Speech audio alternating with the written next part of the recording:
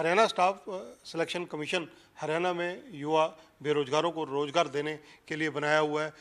कितनी पारदर्शिता इन्होंने पिछले दिनों में बरती है, उस बात का अंदाज़ा इस बात से लगाया जा सकता है कि पिछले लगभग अगर देखा जाए 4-5 साल में हरियाणा कहीं ना कहीं नौकरी देने के मामले में ये चर्चा है कि बिना पर्ची और बिना खर्ची के नौकरी मिलती है। इसके अलावा हरियाणा अव्वल प्रांतों में 1 नंबर पर खड़ा नजर आता है। आखिर ऐसी स्थिति क्या है, क्या चुनौतियां रही इस सब कामों में? भारत भूषण भारती जो चेयरमैन है कमीशन के, हमारे साथ मौजूद हैं, उनसे बातचीत करेंगे। भारती जी, आपका स्वागत है पंजाब केसरी में। आपका बहुत बहुत धन्यवाद और आपका इस बात के लिए स्वागत भी है कि जो मिशन हमने 2015 में मार्च 25 को जब मुझे हरियाणा सरकार ने कर्मचारी चयन आयोग के अध्यक्ष के नाते मुझे जिम्मेवारी दी, हमारी टीम को जिम्मेवारी दी, तो उस समय हमने एक मिशन तय किया था कि हम हरियाणा प्रांत की जनता को मेरिट पर और पूरी पारदर्शिता के साथ नियुक्तियां देंगे। उस विषय पर प्रक्रिया शुरू करने से पहले मैंने पूरे देश के जितने भी राज्य हैं और केंद्र सरकार के जितने भी चयन आयोग हैं या एजेंसीज हैं, उनकी सारी प्रक्रिया को हमने देखा, समझा और उनका जो है कंपैरेटिव स्टडी भी की। कंपैरेटिव स्टडी करने के बाद अपने हरियाणा प्रांत के अंदर जो हमारे सामने चैलेंजेस थे, वो मुख्य तौर पर 3 प्रकार का चैलेंज हमारे सामने था।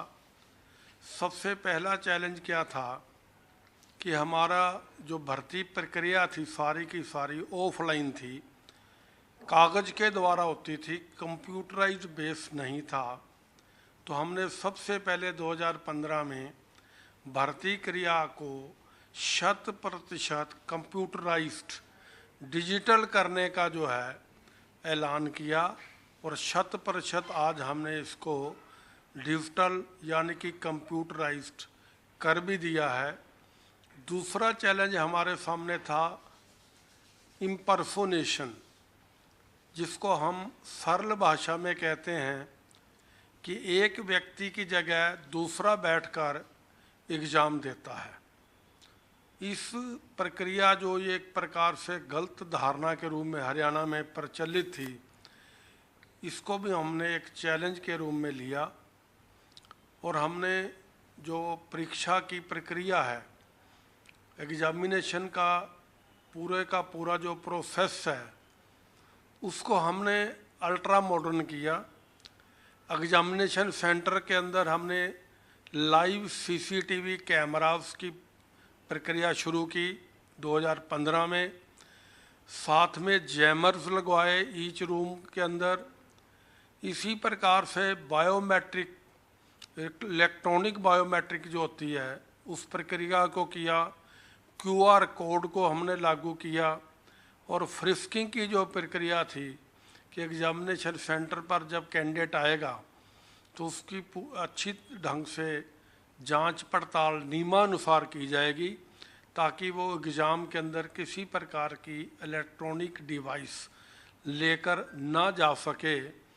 और इसी के साथ साथ हमने एग्जामिनेशन सेंटर के अंदर जो प्रश्न पत्र, क्वेश्चन बुकलेट होती है और OMR बेस्ड जो उत्तर पुस्तिका होती है, उसको भी हमने एक प्रकार से 100% प्रूफ के साथ किया कि हमने ऐसी प्रक्रिया QR कोड की उसके ऊपर लगाई कि अगर कोई कैंडिडेट एग्ज़ाम में बैठता है और वो उस शीट के ऊपर, आंसर शीट के ऊपर अपना रोल नंबर भी नहीं लिखता, नाम भी नहीं लिखता, या 2 कैंडिडेट एक दूसरे का नाम उसके ऊपर रोल नंबर लिख देते हैं योजना के तहत, तो हमारा जो स्कैनर है, जो हमारी टेक्नोलॉजी है, हमने ऐसा सॉफ्टवेयर डेवलप किया कि तुरंत जब OMR शीट को हम स्कैन करते हैं तो वो हमें बता देता है अपने सिस्टम से, टेक्निक से कि ये OMR शीट फलाने कैंडिडेट की है, फलाने रोल नंबर की है, तो एक प्रकार से जो इम्पर्सोनेशन का सिस्टम एक प्रकार से हरियाणा प्रांत में 2015 तक चालू था, उसको हमने 100% रोकने का, ख़त्म करने का एक अच्छा प्रयास किया, जिसमें हरियाणा की जनता ने हमारा, विशेष तौर पर हमारे बच्चे और बच्चियों ने जो एग्जामिनेशन देने के लिए आए, उन्होंने बड़ा सहयोग किया। दूसरा विषय था हमारा ट्रांसपेरेंसी और मेरिट। मेरिट के आधार पर नौकरी देनी है और पूरी पारदर्शिता से देनी है। पारदर्शिता से हमारा अभिप्राय ये था कि जो भी उम्मीदवार, जैसे हम एडवर्टाइजमेंट करते हैं, तो वो जो उम्मीदवार है अपने घर से ही उस एप्लीकेशन को कंप्यूटर के द्वारा अपने घर के कंप्यूटर से या अपने आस पड़ोस नज़दीक मार्केट में जाकर किसी भी कंप्यूटर सेंटर से उस एप्लीकेशन को आसानी से ऑनलाइन भर सके।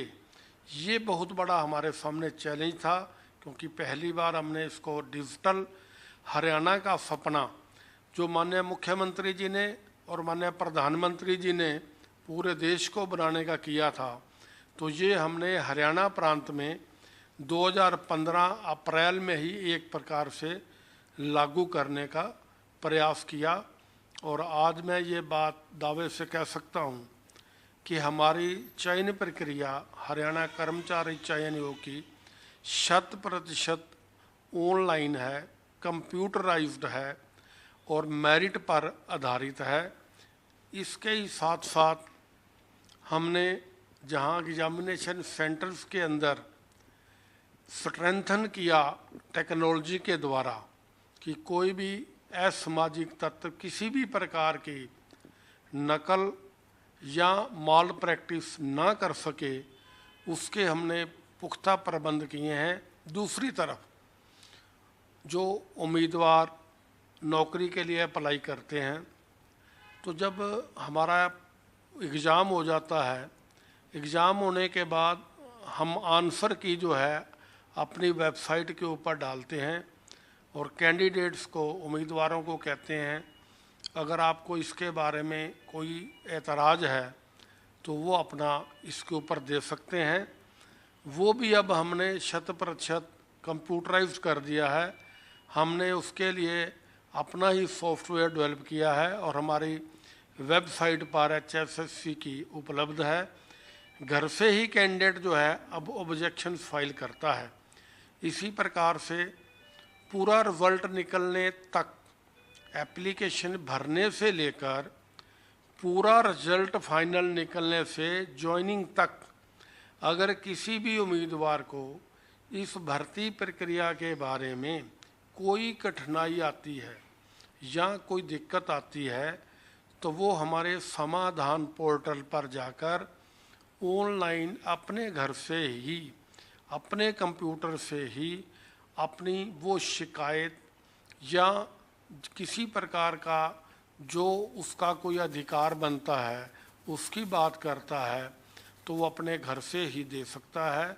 और ऐसी तकरीबन 40-50 एप्लीकेशन प्रत्येक दिन हमारे पास इस पोर्टल से आती रहती हैं और हम उनका समाधान 1 सप्ताह के भीतर ही करके और उसी समाधान पोर्टल पर कैंडिडेट को उसी कंप्यूटराइज सिस्टम से उसको जवाब भी देते हैं। भारती जी, अभी तक 2015 से लेकर अब तक कितने लोगों ने, कितने बच्चों ने एग्ज़ाम्स के लिए अप्लाई किया, नौकरी के लिए अप्लाई किया और कितनों को नौकरी मिली?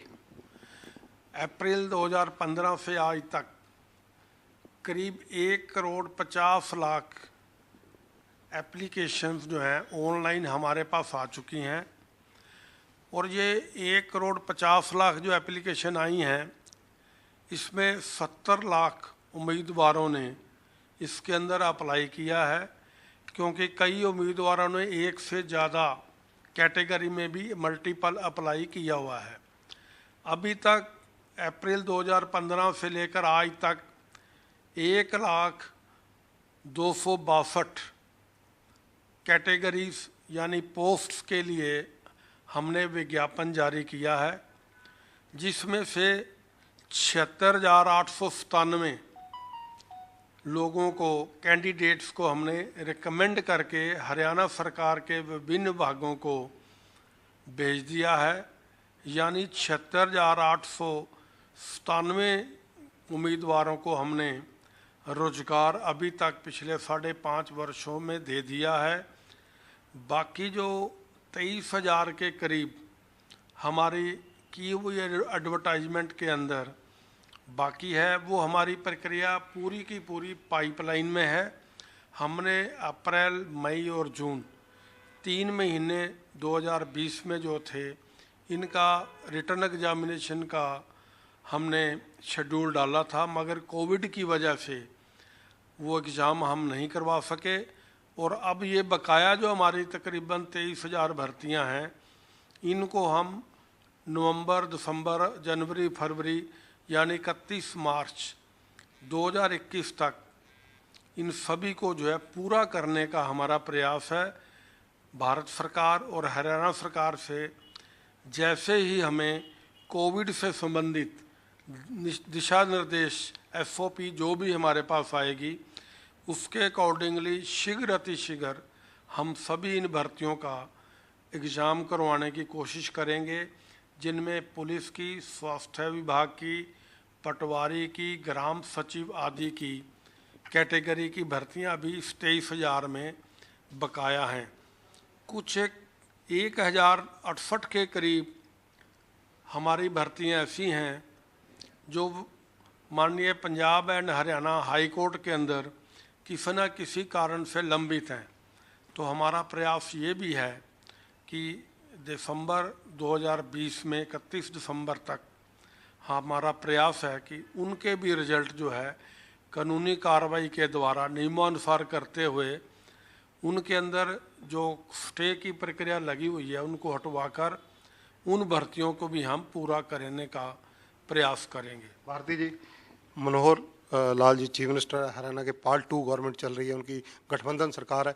इस 1 साल के कार्यकाल में अब तक कितनी नई भर्तियां हुई, कितनी पेंडिंग है, और नई भर्तियां जो अब आप करने जा रहे हैं, कितने डिपार्टमेंटों ने आपको लिखकर भेजा है, कितने स्थान रिक्त है?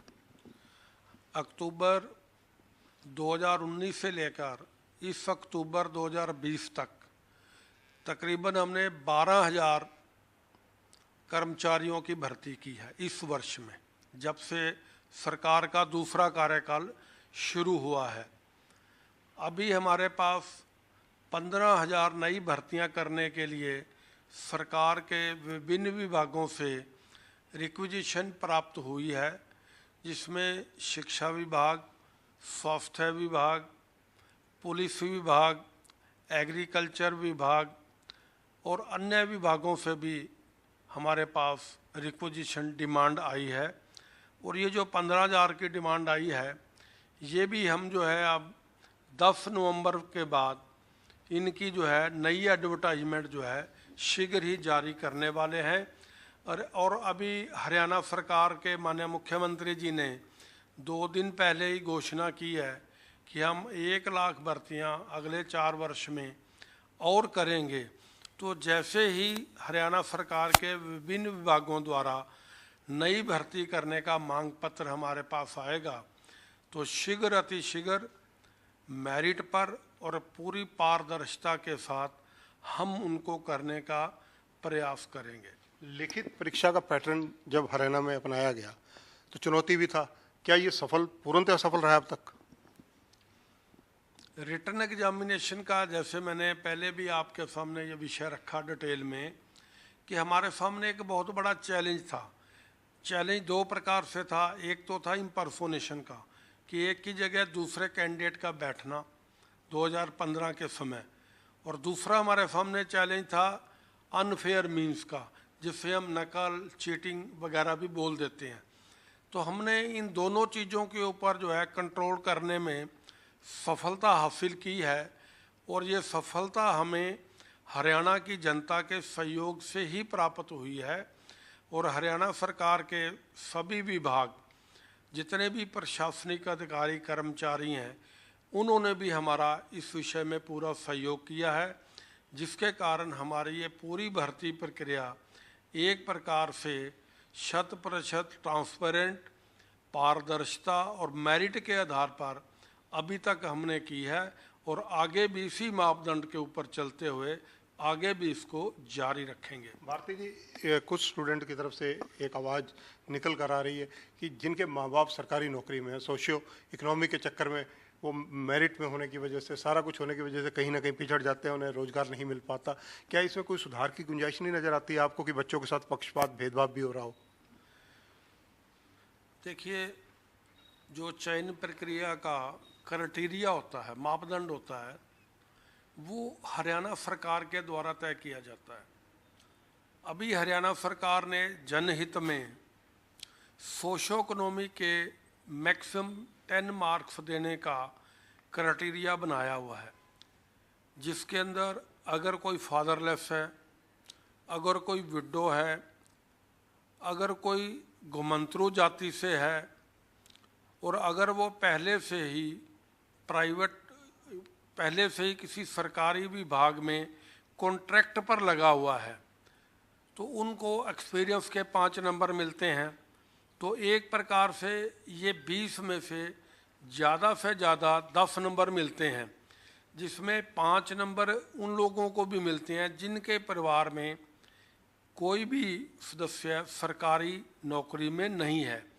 तो ये जो प्रक्रिया उन्होंने, हरियाणा सरकार ने इंट्रोड्यूस की कि जिसके परिवार में आज तक एक भी सरकारी नौकरी में आदमी नहीं है तो उसको 5 मार्क्स का बेनिफिट दिया जाए, तो मैं तो ये समझता हूँ कि इससे हमारे प्रदेश के ऐसे हजारों और लाखों परिवारों को लाभ हुआ है और जिनके घर में नौकरी के नाम पर अभी तक अंधेरा ही था, उनके घर में भी एक प्रकार से रोजगार का दीपक जला है।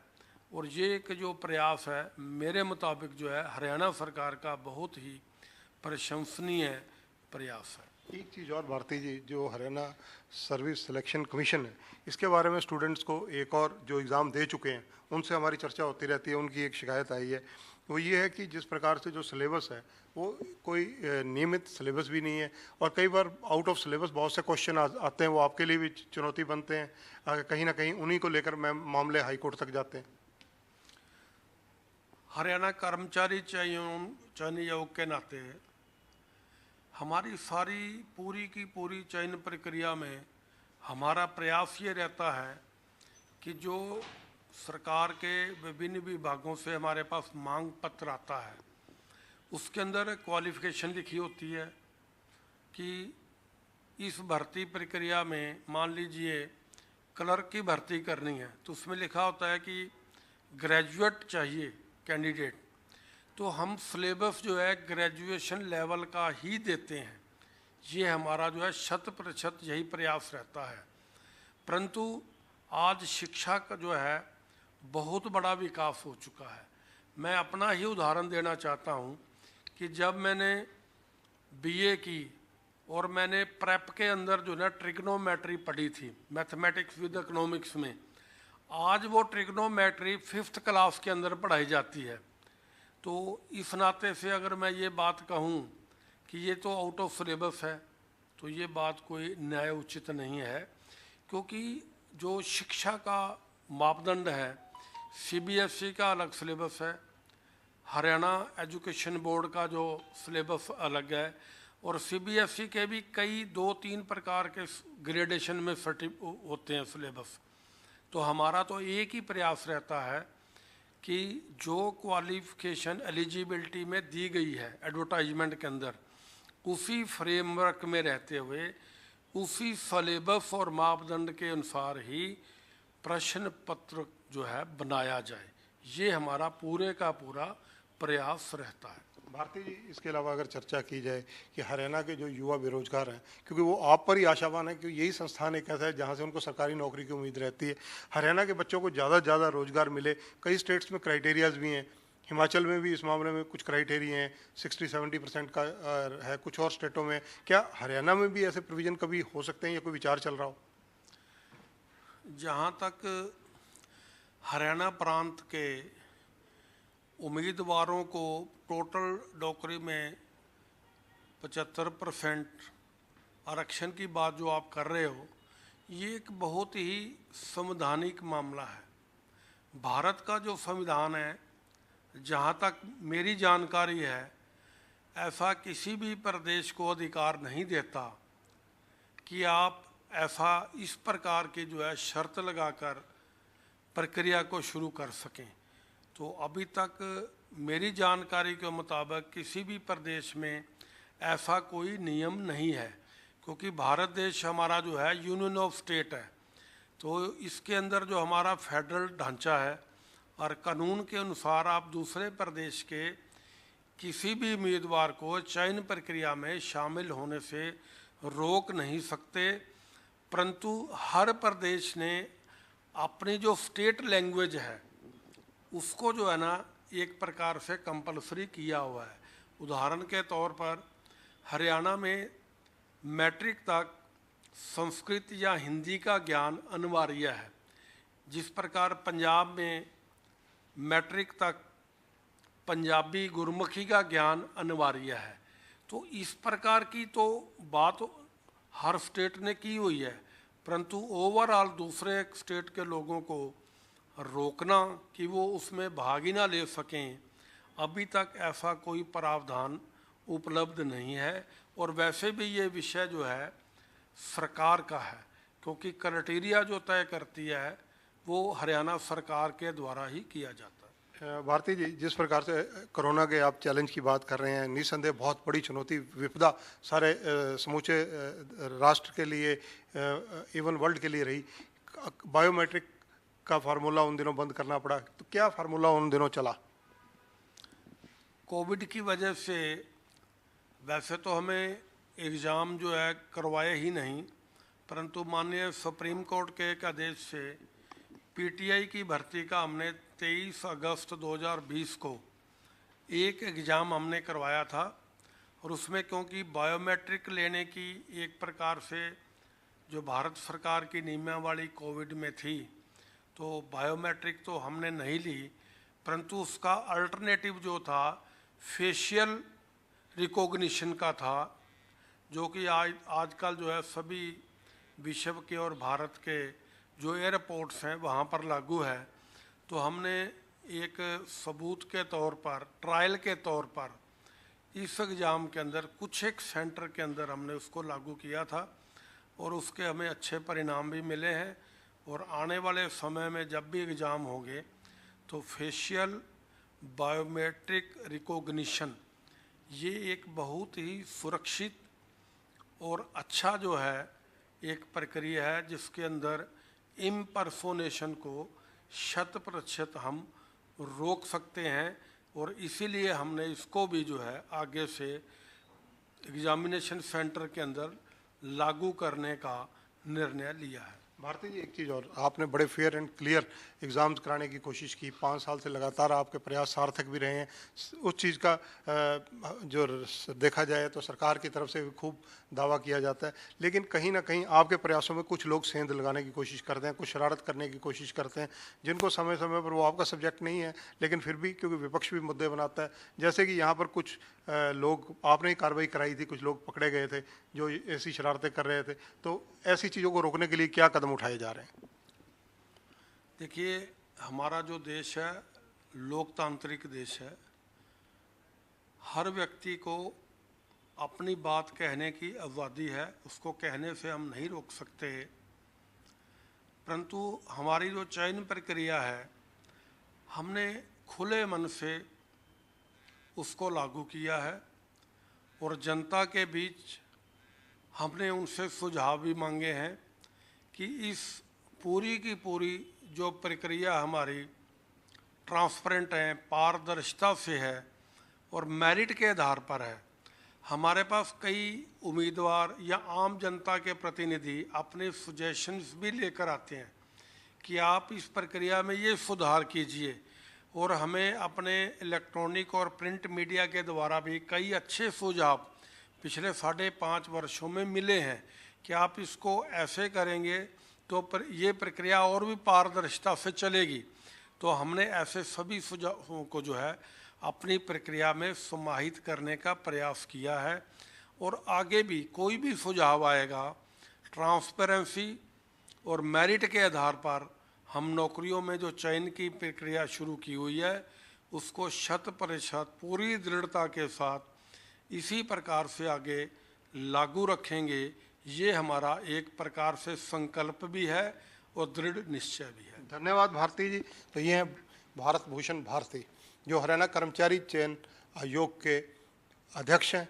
बहुत स्पष्ट शब्दों में और सरल शब्दों में बता रहे हैं कि जिस प्रकार से पारदर्शिता और नेक नीयत से और मेरिट पर नौकरियां दी जा रही हैं, भले ही दुनिया कुछ कहती रहे, लोगों को हक है कहने का, लेकिन ये क्रम लगातार निरंतर जारी रहेगा। और वो अपना संकल्प भी दोहराते हैं इसमें कि ये निरंतर जारी रहने वाला प्रयास रुकेगा नहीं, क्योंकि ये सार्थक प्रयास साबित होता जा रहा है। इसके अलावा नौकरियों में कोई भेदभाव, पक्षपात, इस तरह की बातों से वो स्पष्ट इनकार करते हैं। और उनका कहना है कि हरियाणा के बच्चों को रोजगार के लिए कोई फिलहाल ऐसे कायदे कानून नहीं है, और कायदे कानून किसी सरकार का अभिन्न अंग होता है, वो बना सकते हैं, सरकार इस पर कार्रवाई कर सकती है, उस पर जो कमीशन कुछ नहीं कर सकता। और कमीशन की वर्किंग के बारे में, एग्जामिनेशन के बारे में, कोरोना काल के बारे में विस्तार से इन्होंने चर्चा की।